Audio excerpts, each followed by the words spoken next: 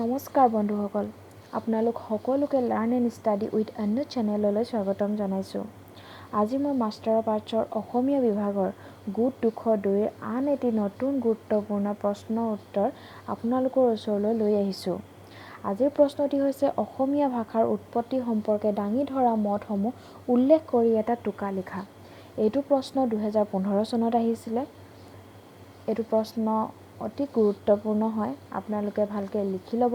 আৰু যদি আপোনালোকে এইটো চেনেললৈ নতুনকৈ আহিছে তেনেহ'লে চেনেলটো ছাবস্ক্ৰাইব কৰি দিব, যাতে আগলৈ আৰু নতুন নতুন গুৰুত্বপূৰ্ণ প্ৰশ্ন উত্তৰ আপোনালোকে পাই থাকে। মই প্ৰশ্নটিৰ উত্তৰটি আপোনালোকক দেখুৱাই দিছোঁ, আপোনালোকে ভালকৈ লিখি ল'ব। ধন্যবাদ।